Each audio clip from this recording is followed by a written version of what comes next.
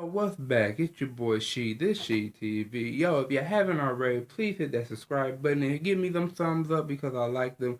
Yo, this is a reaction video. About to be 10 creepy Japan legends that might be true.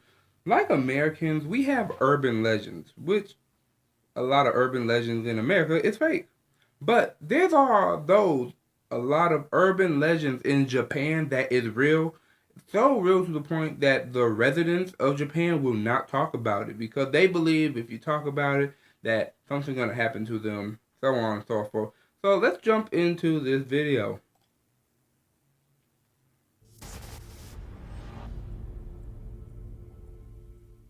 Telling spooky stories around campfires and at sleepovers is basically a tradition in North America. In Japan, however, their urban legends are not for the faint of heart. Here are some Japanese urban legends that are truly terrifying. But be warned, viewer discretion is advised. That laugh. Hito Bashida.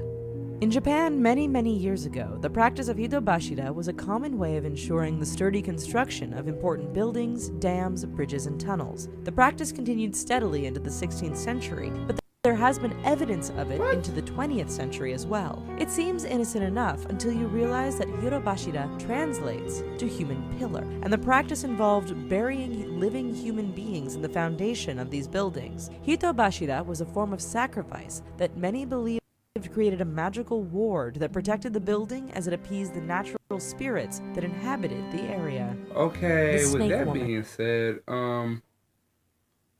they did that with the dragon back, also known as the Great Wall of China.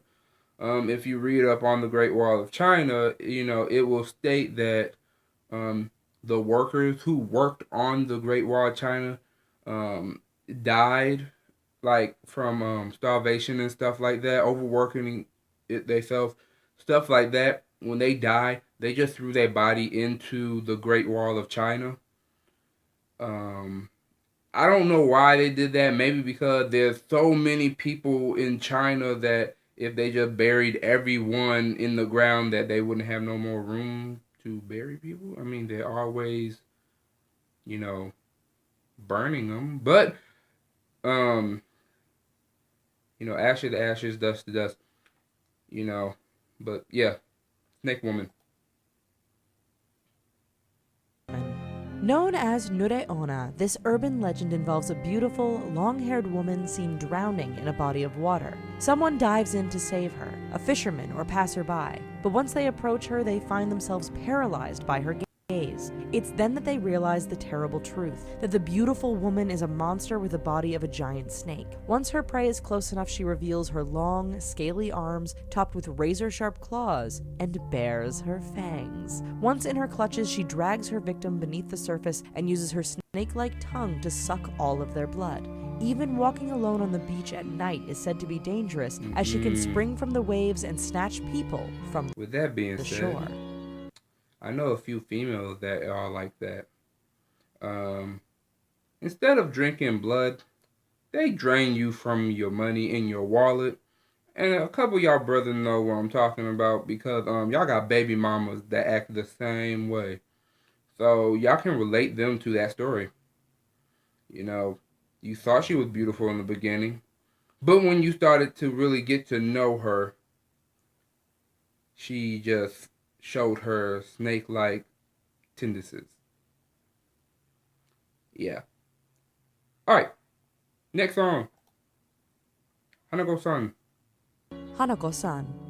Hanako Son is said to be a little girl from the World War II era. It's believed that she committed suicide and now haunts the third stall of girls' bathrooms if they inhabit the third floor of elementary schools in Japan. Similar to the story of Bloody Mary, if someone knocks 3 times before entering and asking, "Are you there, Hanako-san?" the voice of a young girl will answer, "I'm here." Entering the third stall after this exchange will cause a small girl with bobbed hair and a red skirt to appear. Different variations of the legend depict the ghost child as mischievous, harmless, or malevolent. With that being said, there's a lot of little Chinese girls with bob hair. On top of that, you killed yourself You killed yourself.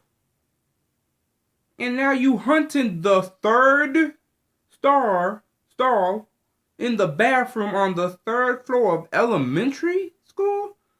I mean, you killed yourself. Why you hunting people? Them people didn't kill you. You did. Oh man, that's some messed up.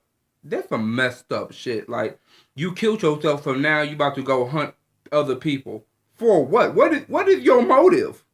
I mean, if I would take my life right now, I'm not about to hunt people. Oh, you did this. I took my own life. No one drove me to it. Like, oh, what? Teke Teke.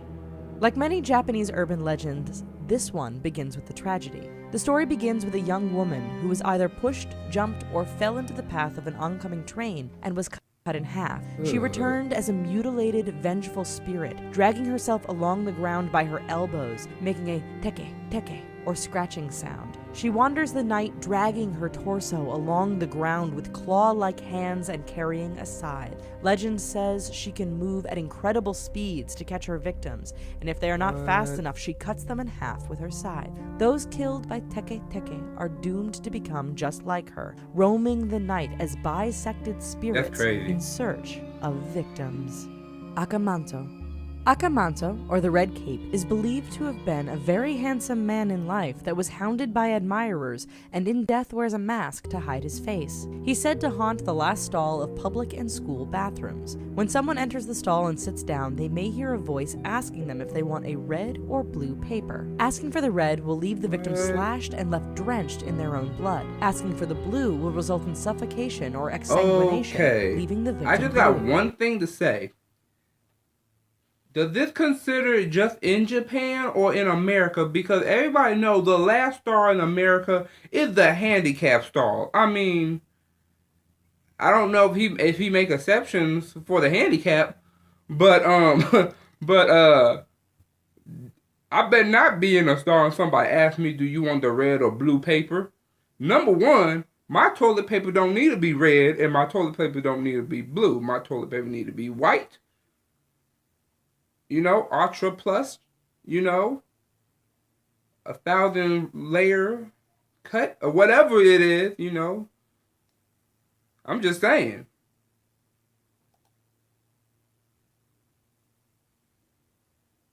Another variation has the victim being asked if they want a red vest, which results in the skin of their back being torn off. Asking for any other color or trying to outsmart him is said to cause Akamanto to drag his victim to hell. The only way to escape is to refuse the choice altogether. Gashadokuro. Said to consist of the skeletal remains of those that had died of starvation, the Gashadokuro is a spirit that rises more than 15 times the height of a regular person. While one would suspect they would notice a near 100-foot skeleton, the Gashadokuro is said to possess powers of invisibility. Legend states that they hunt at night, plucking lone travelers from empty roads and biting off their heads. It is said that the sounds of gnashing teeth and an odd ringing sensation in the ears can be heard right before they strike. There are no stories of anyone successfully running from these bloodthirsty spirits, but it is said that Shinto charms may ward them off. Slit-mouthed woman.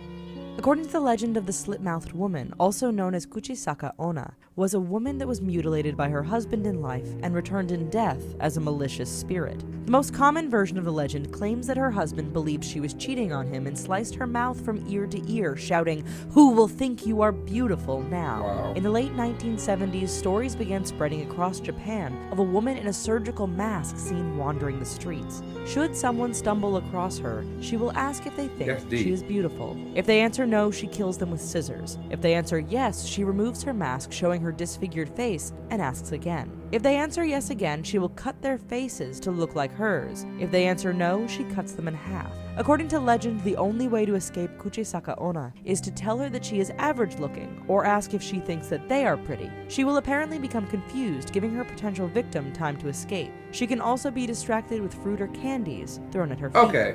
Well, I am concerned now because, just for the simple fact that, if you tell her that she's pretty, she kills you. Well, she don't kill you, but she cuts your mouth to make your mouth look like hers. Um, if she takes her surgical mask off and asks you again if you still think she still look pretty, she will kill you. I don't understand that. Cause don't ask me if you look pretty and I say yes the first time. You want the second time to me to tell you you look pretty? And when I do tell you look pretty, you gonna kill me? No, that's some deep crap, bro. That is some deep crap. But the original story goes like this, okay? It did not start in it did not start in the 70s. The rumors started, of seeing her in the 1970s, but she was married to the samurai, and she was a beautiful geisha. Anybody that knows anything about a geisha was a man first, but they then men stopped doing it, and then women started. The only time you're gonna see a man like dressed up like a geisha will be in like plays, but geishas was basically like hoes that had class about themselves. Basically, a geisha was nothing but like a prostitute that had class about herself. Um, but he was a samurai, and she was sleeping with men in the village other than him. Because she was so beautiful, he took his samurai sword and cut her mouth from ear to ear. And he did scream them words at her, who would think you are pretty now. So now when she, if she was beautiful, if you think she's beautiful and you tell her, she would take off her surgical mask. If she asks you again and you tell her she's beautiful, to her she's still beautiful. So she gonna make you look like what she looks like. If you trying to get away from her, you gotta tell her that she look average. But I don't know how many people done told her that she look average and she done got confused, because after the first two times, you don't need to be confused no more. You should already know that you don't look average because your mouth is slit, looking like the Joker. Seriously? Seriously. That's the end of the video, folks. You know, I hope y'all like it. Please subscribe, hit them thumbs up. You can follow me on Instagram, Facebook, Twitter, Snapchat. All that will be in the link in the description. You already know. More videos coming to y'all. So, until we meet again, see y'all.